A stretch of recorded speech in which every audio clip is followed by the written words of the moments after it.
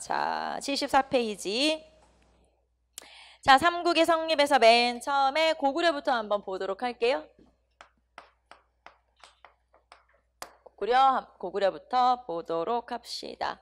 자, 고구려는 초기 고구려, 그러니까 철기시대 여러 나라에서 이제 중앙집권 국가가 되어가는 그 고구려를 얘기하는 거고요. 그러면 고구려, 자, 초기의 고구려를 얘기하는데 이 초기 고구려에서 맨 처음에 건국한 건 어디냐?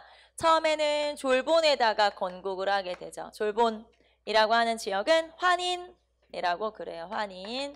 자, 그리고 나중에 수도를 조금 더 좋은 지역으로 옮기게 되는데 그 지역이 국내성이에요. 그래서 국내성은 지반이라고 그래요. 지금은 지안이라고 표현하기도 하고, 그래서 환인과 그 다음에 지반 이렇게 되겠죠. 자, 그래서 졸본성에다가 맨 처음에 나라를 세우고 그 다음에 국내성으로 수도를 옮겼다. 지금 이 졸본과 국내성은 수도예요. 그래서 고구려의 수도가 맨 처음에는 졸본 지역, 동가강 유역의 졸본 지역에다가 나라를 세웠다가 그리고 나중에 수도를 국내성으로 옮기게 되죠. 그래서 고구려의 최초의 수도가 어디냐 물어보면 졸본. 그 다음 지역은 국내성. 이렇게 체크를 하시면 되겠죠. 자, 그 다음에 거기 보시면 체제의 정비라고 나와 있는데요. 자, 봅시다. 체제정비. 자, 체제정비는 맨 처음에 중앙집권 국가의 기틀 마련이 어느 왕이냐. 자, 중앙집권 국가의 기틀 마련.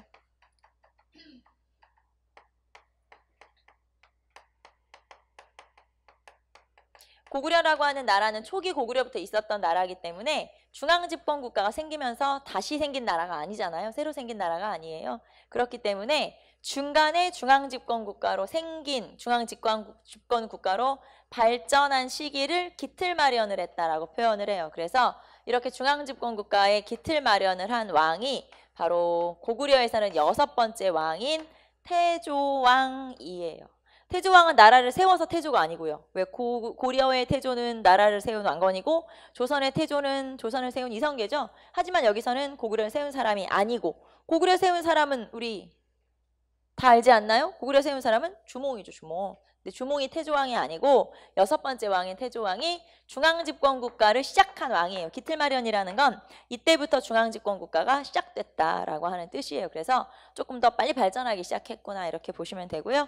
그래서 중앙집권 국가는 1세기 후반에 태조왕이다. 그래서 여기 지금 삼국의 성립에서는 이 왕들의 업적을 자세히 배우지는 않을 거고요. 뒤에 가면은 왕들의 업적을 좀 자세히 배울 거고, 일단은 여기서 이제 초기의 모습들은 어떠냐 그것만 한번 살펴보시면 되고, 자, 그 다음에 초기의 건국설화 나와 있죠.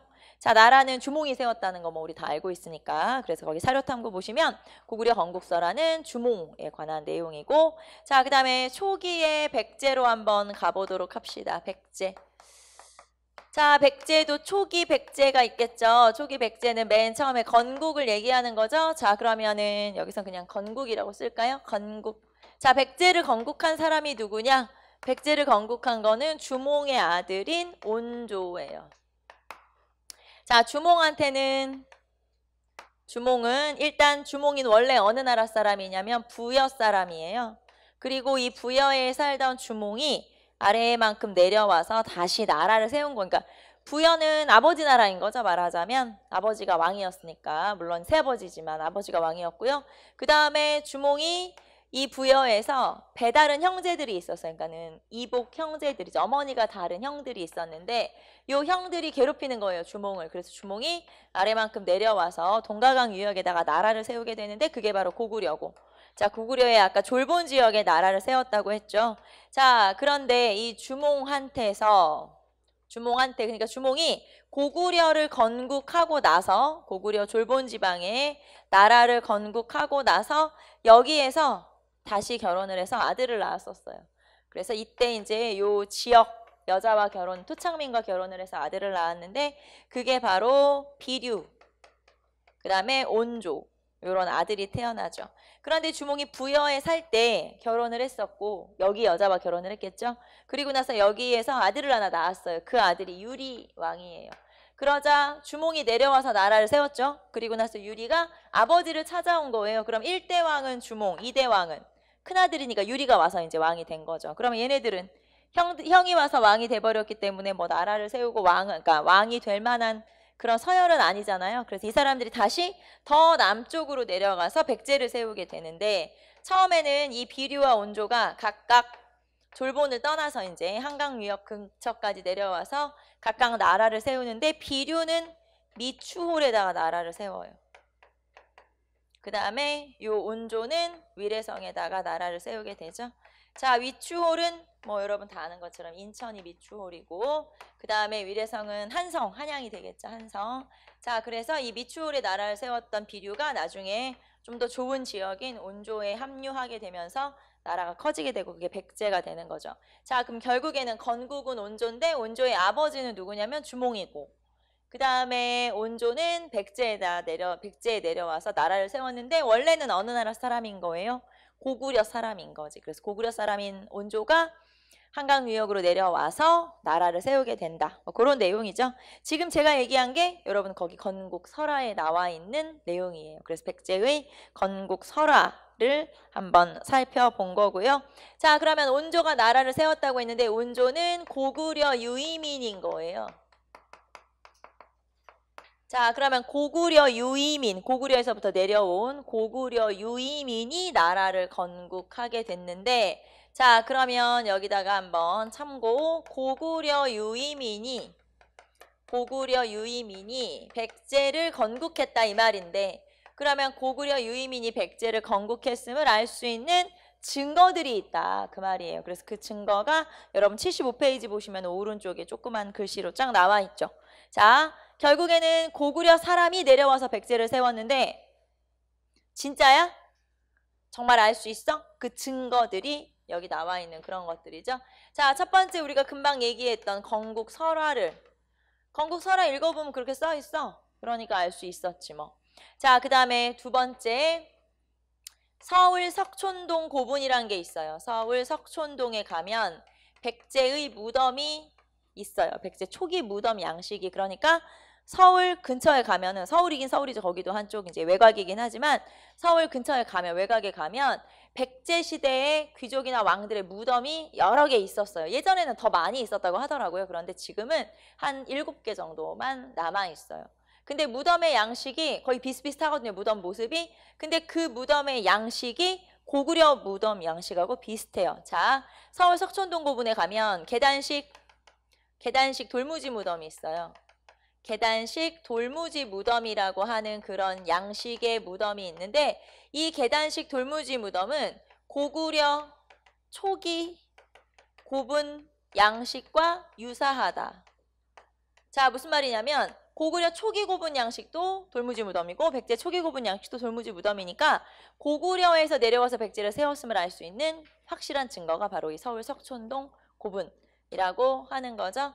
자, 그 다음에 왕족의 성씨가 부여씨예요. 즉 왕족의 성씨가 부여. 그러니까 여기 있는 사람들은 뭐 부여풍, 부여주 뭐 이런 식으로 부여가 붙는다 이 말이죠. 성이 부여예요. 그러면 자신들의 성을 부여라고 삼았다는 건 자신들의 조상인 시조인 온조가 누구의 아들이고? 주몽의 아들이고, 주몽은 결국에는 어느 나라에서 내려온 거예요? 부여에서 내려와서 고구려를 세웠고, 주몽의 아들이 온조인데 온조가 백제를 세운 거죠. 결국엔 이런 얘기들을 다 알고 있었다는 거예요. 자기들의 뿌리를 알고 있었다는 거죠. 이런 것도 있고, 자, 그 다음에 계로왕이라고 하는 왕이 있어요. 한강 유역을 빼앗긴 장수왕한테. 계로왕이 북이국서라고 해서 북이라고 하는 나라에 보낸 편지가 있는데, 여기에 뭐라고 써 있냐면 고구려와 그 다음에 백제는 근원이 같은 데서 나왔다. 그런 식으로 아예 써 있어요. 그래서 이 두 나라가 같은 민족이구나라는 걸 알 수가 있다 이 말이죠. 그리고 나중에 성왕이라고 하는 왕 때 국호일을, 나라 이름을 남부여로 고쳤어요. 자, 나라 이름을 남부여로 지은 이유이 뭐냐? 자신들의 뿌리를 부여라고 알고 있고, 그러면 이 얘기를 다 알고 있다는 얘기거든요. 우리 뿌리는 부여고, 그 다음에 부여에서 주몽이 고구려를 세웠는데 그의 아들이 온조야. 이걸 다 알고 있다는 얘기죠. 그래서 이런 것들은 전부 다 고구려 유민이 백제를 건국했음을 알 수 있는 증거들이다 라는 걸 알 수가 있고요. 그 다음에 또 시조신, 말하자면 여기서 이제 제사를 지내죠. 자기 조상신에게. 그런데 조상신이 주몽과 유아부인이에요. 주몽은 누구냐면 온조의 아버지고 유아부인은 온조의 할머니, 말하자면 주몽의 어머니예요. 자, 그래서 결국에는 다 고구려 사람이네? 그러면 그 사람들한테, 고구려 이제 부여 사람이죠. 그 사람들한테 제사를 지낸다는 건 자신들의 뿌리가 고구려임을 알고 있다라고 하는 거죠. 그래서 이런 것들이 자, 고구려 유민이 백제를 건국했음을 알 수 있는 근거다라는 걸 알 수가 있고요. 자, 그 다음에 두 번째 체제 정비.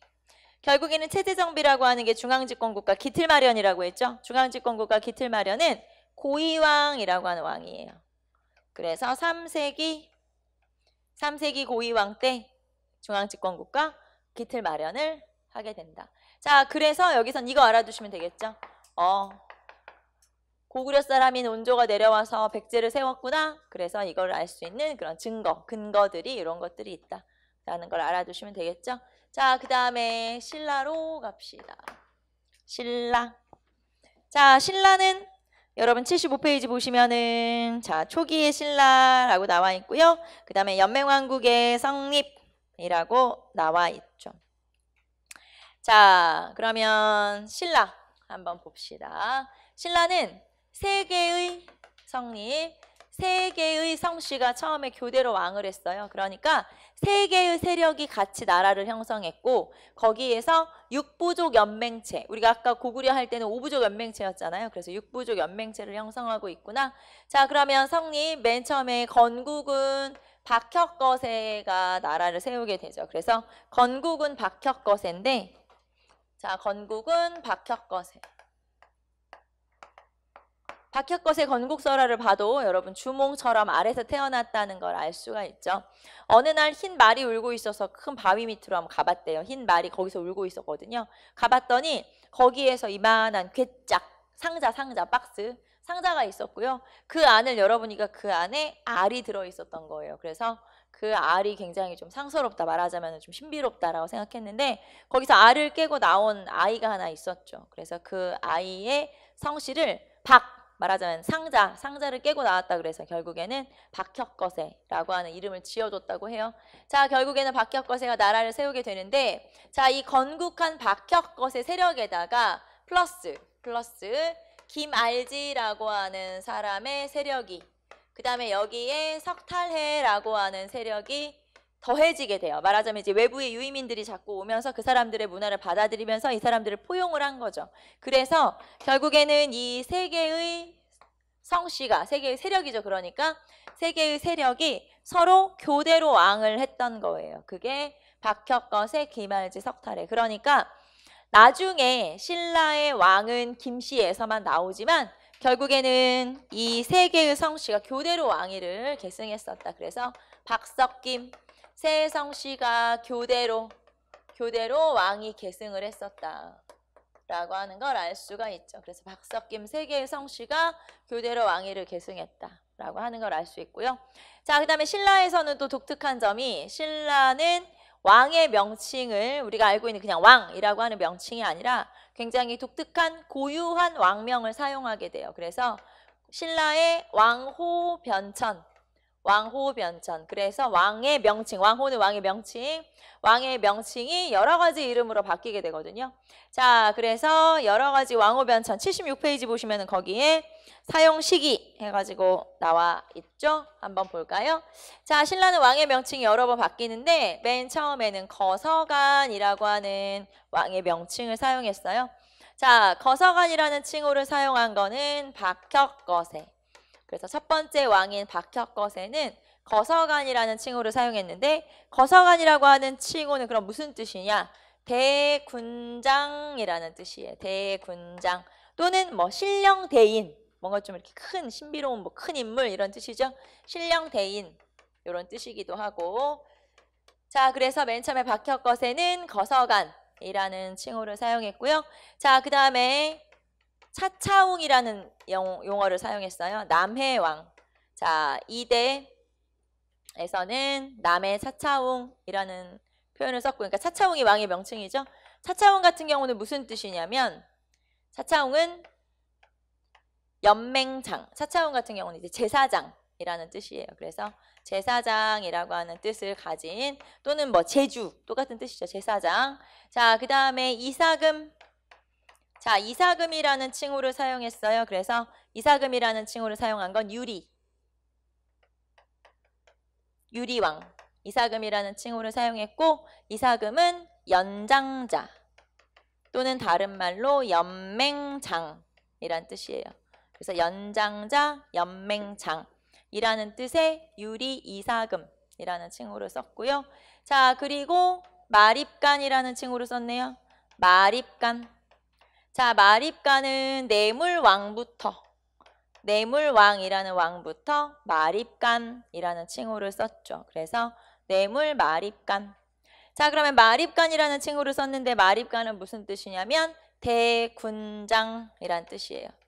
사실 대군장까지 오면 이게 거의 왕이나 마찬가지는 뜻이거든요. 그래서 점점 왕권이 좀 강화되고 있구나라는 것도 알 수 있고요. 자, 그리고 마지막에 왕이라는 칭호를 쓰기 시작한 건 지증왕이라고 하는 왕부터 왕이라는 칭호를 썼죠. 자, 그래서 이렇게 거서간, 차차웅, 이사금, 마립간, 왕 이런 식으로 이제 사용을 했는데 이 왕이라는 것도 처음에는 처음에 불교식 왕명을 사용하다가 나중에는 중국식 왕명을 또 사용하기도 하죠. 그래서 여기서 일단 여러분이 알아야 되는 건 이런 단어. 그 다음에 이 단어를 순서대로 물어보기도 해요. 순서대로 연결해라. 거서간, 차차웅, 이사금, 마립간, 왕. 순서대로 연결해라. 이런 문제 나오기도 하고 그 다음에 또 의미도 물어봐요. 그리고 또 언제부터 썼냐도 물어. 그럼 뭐야? 결국 다 알아야 되네? 다 알아야 돼요. 특히 이 중에서는 내물왕과 지중왕. 그러니까 마립간이라는 칭호를 쓰기 시작한 게 어느 왕부터냐면 내물왕부터, 왕이라는 칭호를 사용한 게 지중왕부터. 특히 내물왕과 지중왕은 알아두시면 되겠죠. 자, 그래서 이렇게 또는 이렇게 물어보기도 해요. 이사금이라는 칭호를 쓸 때 신라 사회는 어떤 사회였냐? 이렇게 물어보기도 해요. 그러면은 내물왕이 4세기니까 4세기 이전에 그 신라 시대의 모습을 찾으면 되는 거거든요. 그 다음에 이 내물왕은 4세기고 지중왕 6세기예요. 그럼 그 사이에 4에서 5세기, 그러니까 거의 5세기쯤 되겠죠? 그 시대에 무슨 일이 있었네. 그러니까 마립간이라는 칭호를 쓸 때 왕의 업적들이 뭐냐? 이렇게 물어보기도 해요. 그래서 이런 왕호변천과 연결해서 시험 문제가 나올 수도 있기 때문에 이런 왕호변천은 기억하시면 되겠죠? 자, 그래서 여러분하고 왕호변천까지 한번 살펴봤고요. 도움글도 한번 읽어보시고. 자, 그래서 여기까지 고구려백제 신라를 좀 간단하게 살펴봤고, 자, 그 다음에 나오는 나라는 바로 가야라고 하는 나라예요. 자, 고구려백제 신라를 보통 우리가 삼국시대라고 얘기하죠. 그런데 엄밀히 따지면 실제 삼국시대는 삼국이 아니었다는 얘기네. 그러면 삼국시대는 원래 나라가 몇 개였었던 거예요? 4개였던 거지. 근데 왜 우리가 삼국시대라고 부르냐? 그러면은 그쵸, 가야가 이제 아무튼 빠지는 거지. 그럼 가야를 빼버린 거네, 삼국에서. 자, 가야를 빼버린 이유는 조건 미달이기 때문에 그래요. 말하자면 고구려백제 신라는 모두 다 중앙집권국가라고 하는 발전적 국가 형태까지 가게 돼요. 발전을 하게 되죠. 그런데 가야는 중앙집권국가까지 발전을 못했기 때문이에요. 그러면 중앙집권국가까지 발전을 못했으면 가야는 어느 단계에 머물게 되냐? 우리가 앞에서 국가발전 단계를 배웠는데 국가발전 단계는 군장국가 다음에 연맹왕국 다음에 중앙집권국가.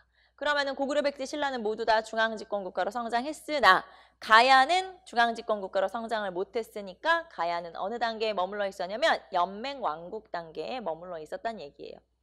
그러니까 연맹왕국 단계에서 중앙집권국가로 성장해야 삼국에 껴주는데 가야는 조건 미달이다 이 말이죠. 그래서 분명히 사국이 있었음에도 불구하고 이 시대를 사국시대가 아닌 삼국시대로 우리가 명칭하는 이유는 가야는 조건 미달이기 때문이다. 이렇게 보시면 되고 중앙집권국가로 성장을 못했다.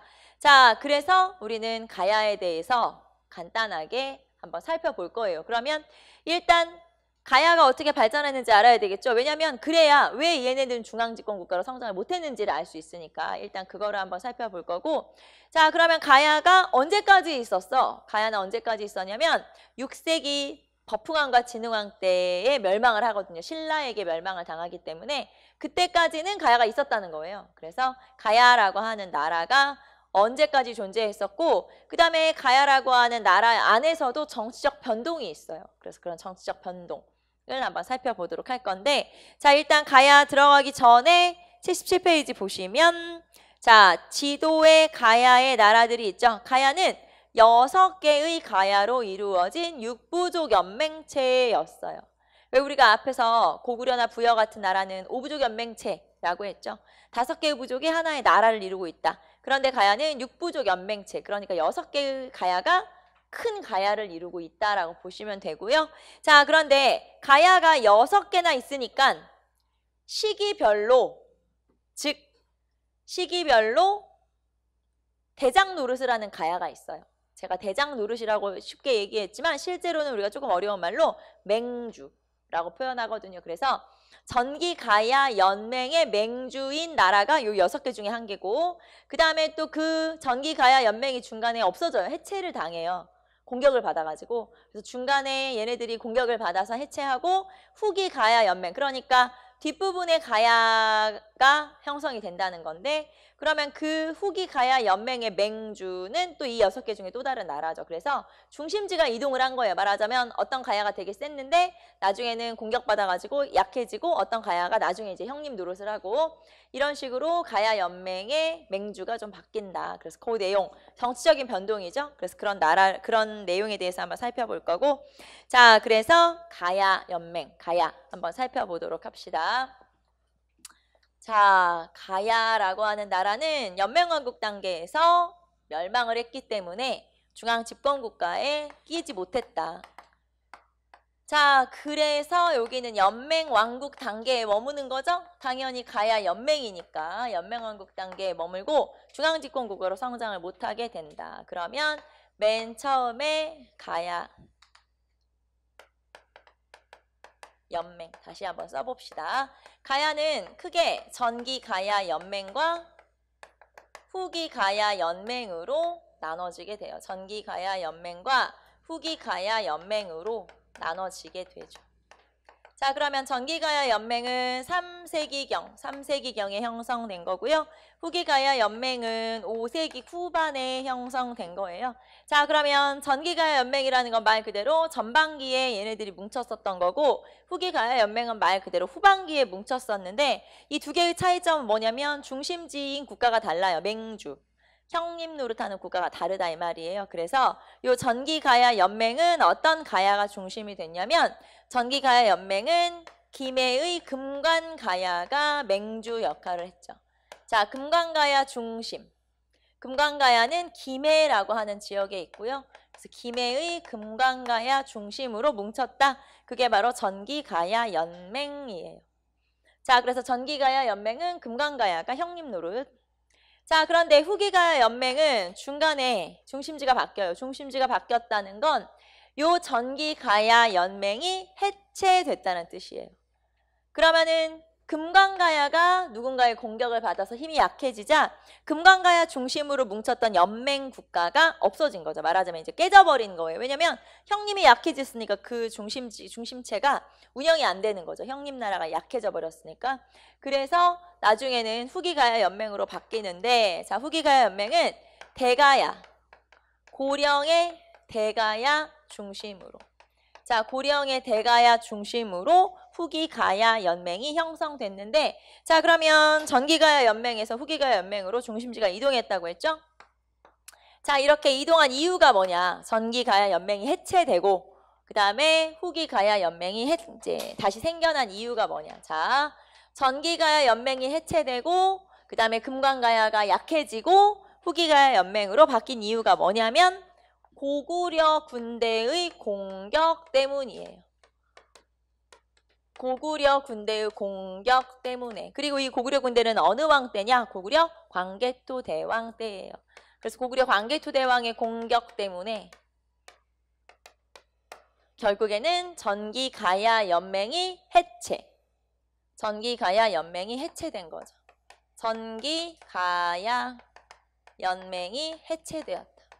자, 여기서 전기가야 연맹이 해체됐다고 해서 금강가야가 망한 건 아니에요. 힘이 약해진 거죠.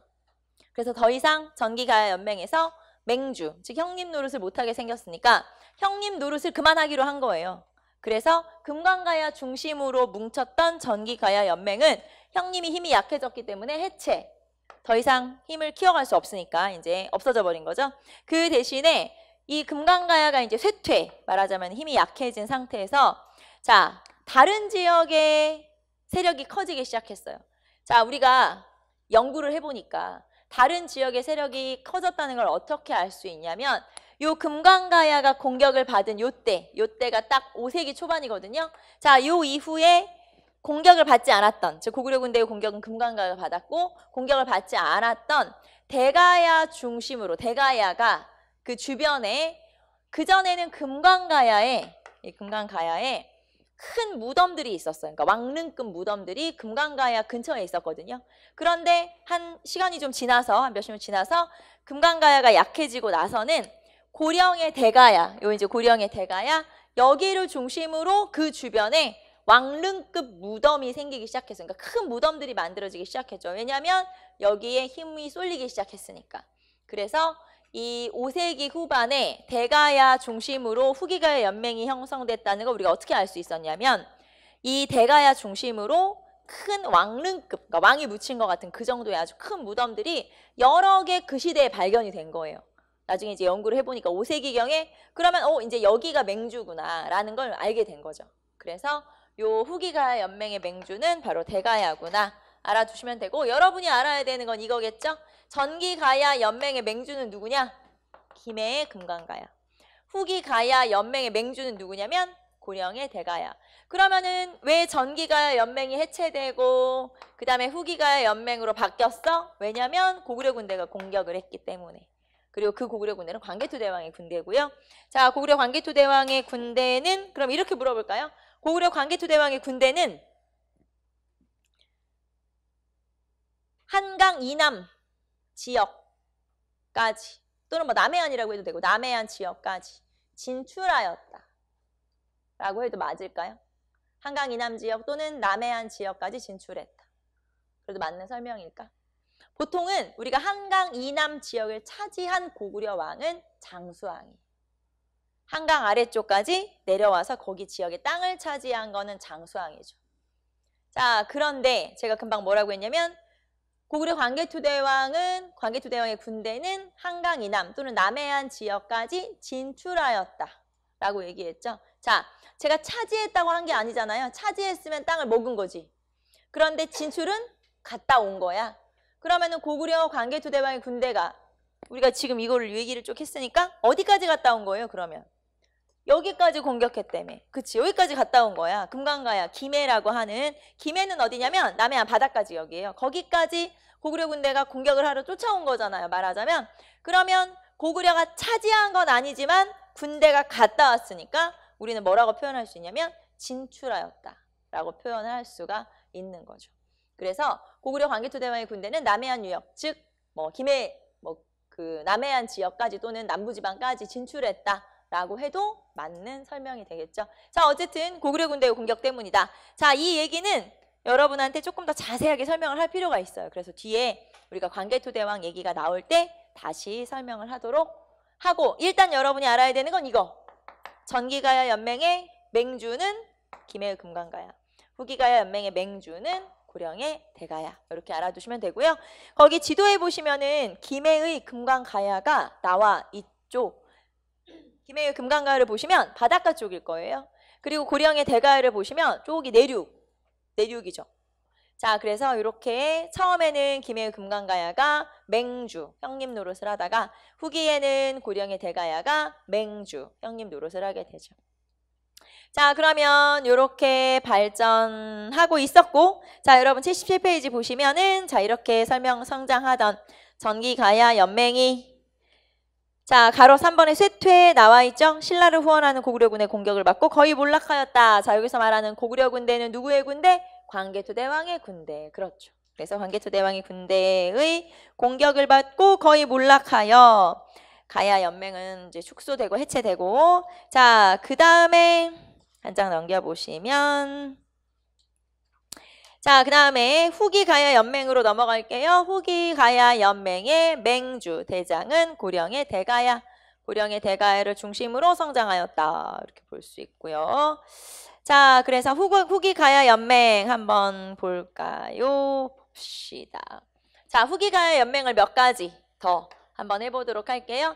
자, 요 후기가야 연맹은 이제 전기가야 연맹이 고구려 군대의 공격을 받아서 쇠퇴한 뒤에 자, 차근차근 발전을 하기 시작해요. 자, 그래서 거기 보시면 6세기 초에는 남원 지역까지, 백제의 남원 지역까지 진출하기도 했죠. 자, 6세기에는 백제 지역까지 진출하기도 해요.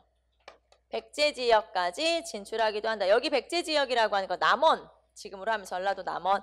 그러니까 소백산맥을 넘어서까지 간 거예요.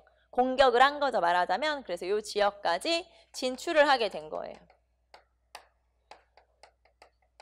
자, 그런데 백제의 역공을 받게 돼요. 말하자면 백제를 한번 쳐들어갔다가 거기 내륙까지 간 거죠. 그랬더니 백제가 역공을 했네? 그러면은 이제 백제한테 밀려오겠죠. 자, 백제한테 쭉쭉 밀리게 된 거예요. 그러니까 겁이 난 거지, 가야가. 우리 이제 어떻게 하냐. 그래서 백제한테 밀릴 때 이제 주변 나라 중에 누구랑 친하게 지내면 되냐? 신라랑 친하게 지내면 되죠.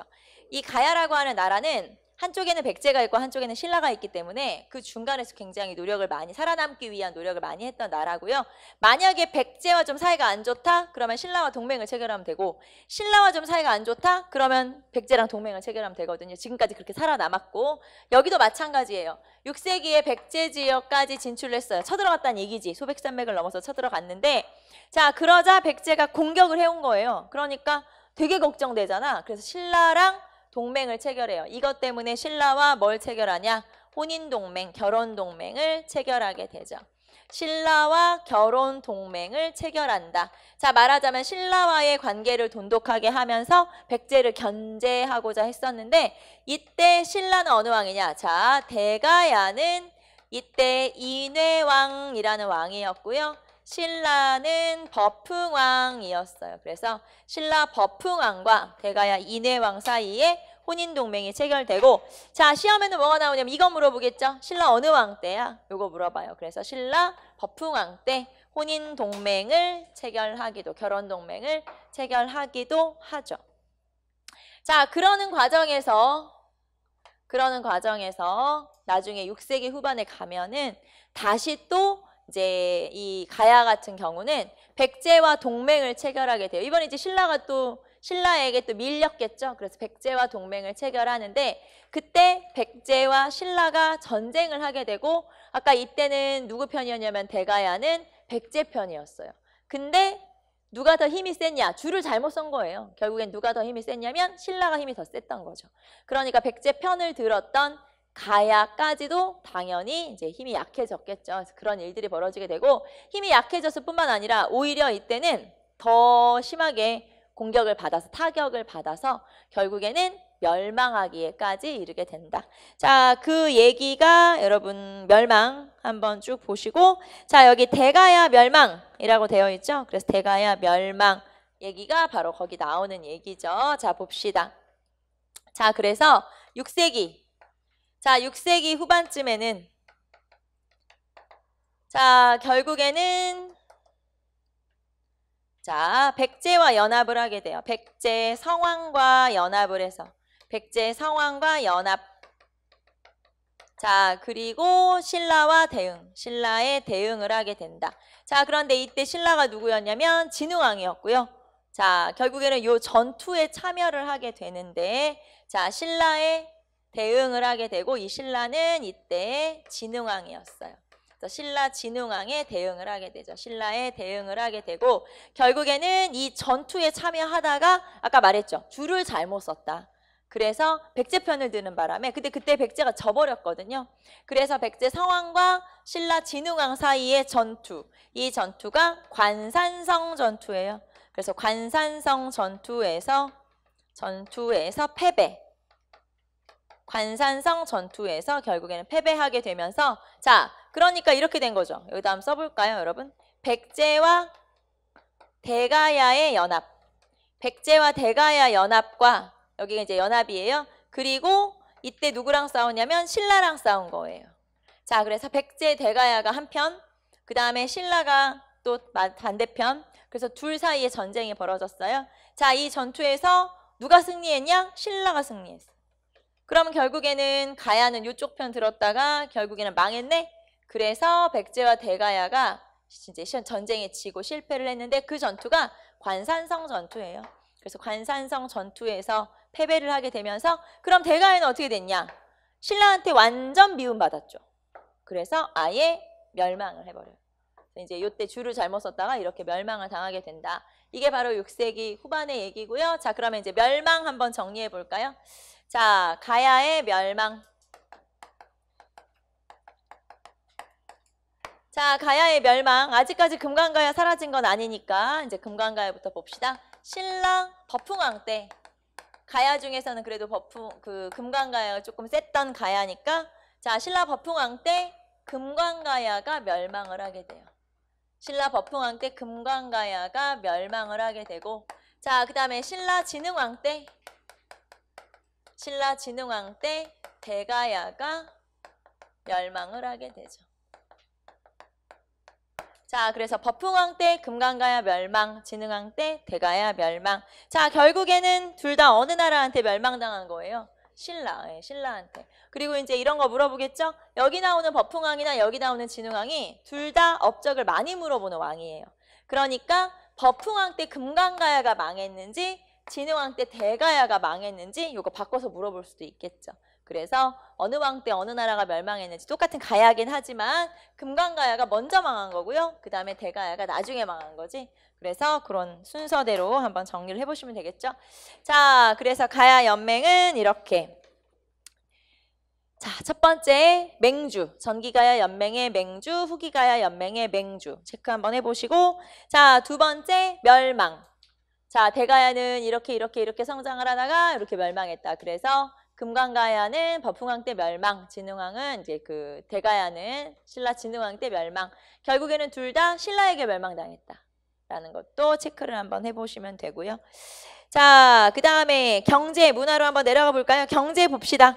자, 그러면 가야는 정치, 경제, 사회, 문화 이런 4개의 분야 중에서 정치는 중앙집권국가로 성장을 못했기 때문에 조금 부족하지만 나머지 경제, 사회, 문화적 측면에서는 굉장히 잘 나가는 나라였는데 특히 왜냐면 돈이 좀 있어야 뭐 문화도 발전하고 할 거 아니에요. 자, 이 가야라고 하는 나라가 원래 요 전에 어떤 나라가 있었던 자리에 가야가 생겼냐면 변한이라고 하는 나라가 있었던 자리에 가야가 생겼어요. 그리고 변한이라고 하는 나라는 특히 철기시대 여러 나라 중에서 뭐가 많이 생산되는 나라였냐면 철이 많이 생산되는 나라죠. 그러면 철이 많이 생산되면 그 철을 가지고 뭐 갑옷도 만들고 무기도 만들고 뭐 여러 가지 할 수 있겠지만 일단 이 변한뿐만 아니라 주변 나라들에서도 철은 필요하잖아요. 그래서 철을 많이 사갔어요. 말하자면. 그래서 이 변한이라고 하는 나라가 철을 많이 수출하던 나라였어요. 그런데 그 자리에 생긴 나라가 가야라는 나라고 마찬가지로 철이 많이 생산되기 때문에 역시 이거를 팔아서 말하자면 수출해서 돈을 좀 많이 벌었던 나라. 자, 돈이 많으니까 이걸 가지고 문화도 발전시켰겠죠. 그래서 여러 문화들이 굉장히 성장한 나라. 그게 바로 가야라고 하는 나라죠. 자, 가야에서는 일단 남부지방이기 때문에 벼농사 잘 되고요. 자, 그 다음에 가로 2번 한번 체크해 보세요. 중개무역이 발달했다. 중개무역이라고 하는 건 여기서 철을 팔아서 무역을 하기도 하고 또는 다른 나라에서 가져온 거를 또 다른 나라에서 팔기도 하고 다른 나라 또 다른 나라에 팔기도 하고 그래서 이런 중개무역을 이루기도 했는데 자, 풍부한 철과 해상교통을 바탕으로 한 9년의 낭랑, 대방, 그다음에 외의 규슈 지방을 연결하는 중개무역을 하기도 했다. 자, 여기 보시면 낭랑, 대방, 그다음에 규슈 지역을 연결하는 중개무역을 했다라고 했는데 이것도 가끔 물어볼 때가 있어요. 어느 나라와 무역을 했니? 이것도 물어보기 때문에 체크 한번 해보시고요. 낭랑, 대방, 규슈 지역으로 중개무역을 이런 지역과 중개무역을 하기도 했다. 자, 그리고 돈이 많으니까 당연히 문화적인 기반도 탄탄했겠죠. 그래서 요 유적이라든가 유물 같은 것들이 많이 남아 있는데 자, 거기 보시면 김해, 대성동, 고분군, 그 다음에 고령, 지산동, 고분군 부산, 복창동, 고분군, 복천동, 고분군, 함안, 마리산, 고분군 전부 다 대가야의 유적지라고 볼 수 있고요. 자, 그러면 우리 한 장 넘기시면은 조금 더 구체적으로 나와 있어요. 자, 김해 대성동 고분군 볼까요? 김해 대성동 고분군. 자, 김해 지역이니까 어느 나라의 어느 가야의 유물 유적일까요? 당연히 금강가야의 유물 유적이겠죠. 거기 보시면 왕의 지배층, 왕과 지배층의 무덤이다. 자, 그리고 순장 관련 무덤이 발견되기도 하고요. 여러 가지 형태의 토기나 뭐 이런 철기들이 대량 발견되기도 하는데 거기 보시면 통형 동기, 그 다음에 파형 동기라고 나와 있잖아요. 통형 동기나 파형 동기는 전부 다 중국이나 일본에서도 같은 게 발견되기도 해요. 비슷한 모양이 발견되기도 했다는 걸 볼 때 아까 우리 이 나라가 다른 나라와 막 중개무역도 하고 했다고 했잖아요. 그래서 무역이 또는 뭐 문화 교류가 굉장히 활발하게 이루어졌다. 라는 걸 알 수 있는 게 바로 김해 대성동 고분군. 자, 그 다음에 밑으로 내려가시면 고령 지산동 고분군. 당연히 고령이니까 대가야의 고분이구나 라는 걸 알 수가 있고요. 자, 그 대가야의 고분 중에서 여러분이 특히 봐둬야 되는 유물은 가야 금동관이에요. 시험에 요 금동관 있죠? 요 금동관을 딱 시험에 제시하고 다음 유물이 발견된 유적지에 대한 또는 그 나라에 대한 설명을 골라라. 자, 그러면은 똑같이 가야라고 하더라도 이게 발견된 곳이 자, 이 고령 지역이니까 당연히 어느 나라에 대한 설명을 찾으라는 거예요? 대가야를 찾으라는 거예요. 그래서 그냥 가야 이렇게 하지 마시고 조금 구체적으로 이런 금동관 나오면 아, 이건 대가야구나 이렇게 구별할 수가 있어야겠죠. 자, 그래서 고령, 지산동, 고분군. 자, 그 다음에 밑으로 내려오시면 이런 가야의 문화는 일본이나 신라에게도 영향을 주게 돼요. 자, 일본의 거기 사진 보시면은 스에키 토기에 영향을 주었다라고 나와 있죠. 자, 거기 보시면 가야의 토기와 일본의 토기가 사진으로 나와 있는데 되게 비슷비슷하게 생겼어요. 그래서 가야의 토기가 이제 일본에게도 영향을 주었구나. 그리고 일본 스에키 토기에 영향을 주었다라는 걸 알 수가 있죠. 자, 그리고 신라에도 영향을 줬어요. 여러분, 신라의 가야, 대가야 사람이 망명을 하게 되는데 그 대가야 사람이 망명을 할 때 악기를 하나 들고 가요. 그래서 그 가야의 악기가 지금까지도 전해지고 있어요. 그 가야의 악기는 이렇게 손가락으로 뜯는 악기, 그게 금이라는 악기거든요. 뭘까요? 가야금이겠지. 그래서 그 가야금이 우르에 의해서 전해지는데 그 우르이 원래 어느 나라 사람이야? 가야 사람이다 그 말이에요. 그래서 대가야 사람이었던 우르이 가야가 망할 때쯤 이제 좀 혼란스러웠겠죠. 그러니까 가야의 악기를 가지고 신라로 망명을 하게 돼서 신라에서 그 악기가 쭉 전해져서 지금에 이르고 있다. 그게 바로 우리가 알고 있는 가야금이다라고 하는 거죠. 그러니까 결국 가야의 문화는 어디에 영향을 준 거예요? 신라. 그리고 아까 이런 비슷비슷한 토기 볼 때 일본. 이렇게 영향을 준 거다. 자, 그러면 가야라고 하는 나라는 문화, 경제 다 괜찮아. 발전. 그런데 뭐만 조금 부족해요. 정치. 왜냐하면 중앙집권 국가로 성장을 못했기 때문에 정치만 좀 부족하고만. 자, 그러면 중앙집권 국가로 성장을 못한 이유가 뭐냐면 첫째, 각 소국의 세력이 다 비슷비슷했기 때문에 여기다 써볼까요? 자, 연맹왕국 단계에 머물게 된 이유, 원인. 다른 말로 하면 중앙집권 국가로 성장을 하지 못한 이유가 되겠죠. 똑같은 뜻이겠죠? 자, 연맹왕국 단계에서 끝난 이유가 뭐야? 다른 말로 하면 중앙집권 국가로 성장을 못한 이유가 뭐야? 똑같은 거죠. 자, 첫 번째, 각 소국의 세력이 유사하기 때문에.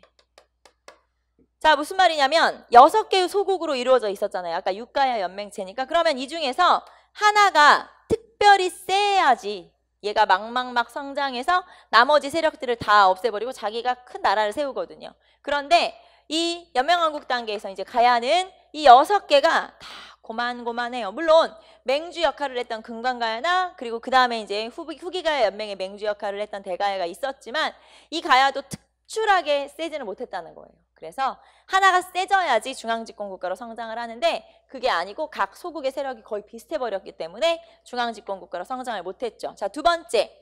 자, 가야가 있으면 양쪽에 한쪽에는 백제, 한쪽엔 신라가 있었죠. 즉 백제와 신라의 압박 때문에 결국에는 양쪽에서 센 친구 2명이 계속 괴롭히니까 결국에는 가야가 주눅 들어가지고 성장을 못한 거지. 그래서 이렇게 백제와 신라의 압박 때문에 결국에는 성장을 하지 못하게 되었다라는 걸 알 수가 있죠. 자, 그래서 중앙집권 국가로 성장하지 못한 이유, 다른 말로 하면 연맹왕국 단계에서 머물 수밖에 없었던 이유는 이런 2가지 이유가 있다라고 하는 거. 자, 그래서 여러분하고 가야까지 한번 살펴봤고요. 우리는 잠깐 쉬었다가 이제 고구려부터 본격적으로 왕의 업적을 한번 찾아봅시다.